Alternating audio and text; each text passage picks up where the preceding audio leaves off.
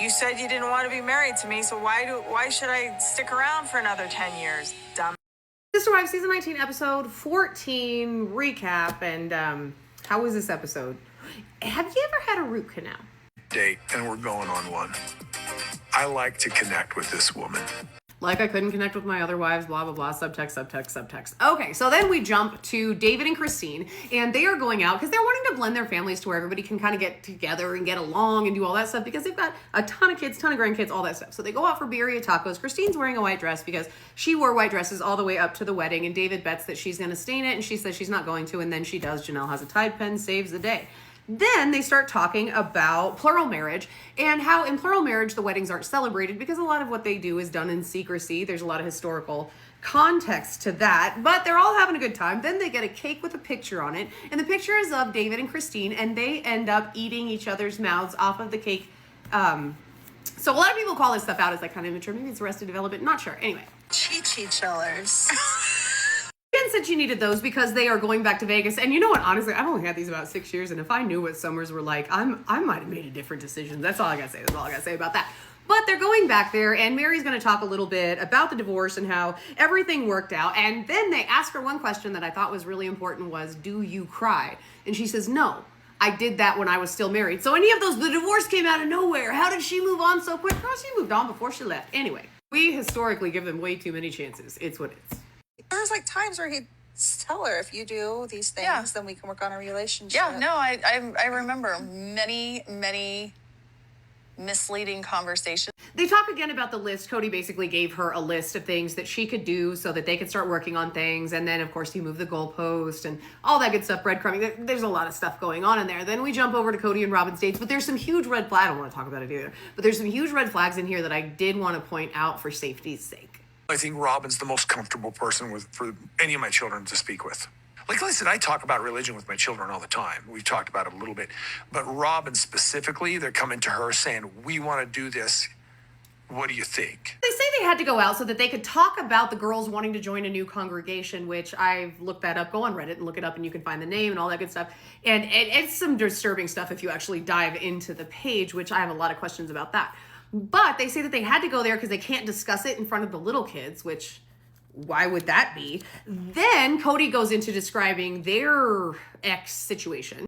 So you have some like apprehension then. Yeah, okay. Here's the thing. So you're worried about what exactly? I'm just, I don't know. I got some concerns. I'm really glad that they want to go on this journey that they're going to go on. And I have all my own anxieties and fears and struggles here that I have to keep from poisoning in any way their experience. As long as I can steer them clear of any culty-like churches, I'll be okay.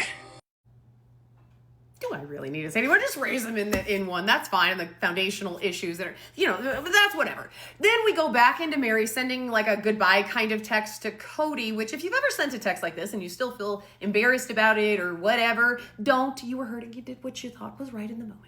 I'm brokenhearted that our life came to this. I will always love and respect you. Thank you for many years of joy. I hope you truly will have peace now, and I release you from any responsibility or worry about me. I got this. Happens to the best of us. Then he calls her and does the whole, why did you do this so soon? And blah, blah, blah, blah, blah. And they're recalling the story. And we're going to get to another story in a minute that blew my mind and saying that poor girl to Robyn after Meri's breakup conversation. But before that, we jump back over to Kody and one of his big issues with the church. It couldn't be the blatant or the misogyny or anything. No.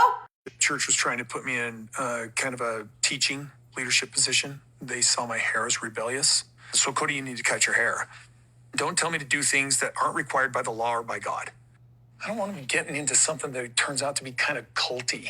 You can lose your children to a bad marriage. You can lose your children to just huge disagreements between the two of you. You can lose your children in a divorce, or you can lose your children to a cult. As someone who's very well versed in the history of that group, as well as the more vanilla group at large, that's what did it. Cutting it. Okay.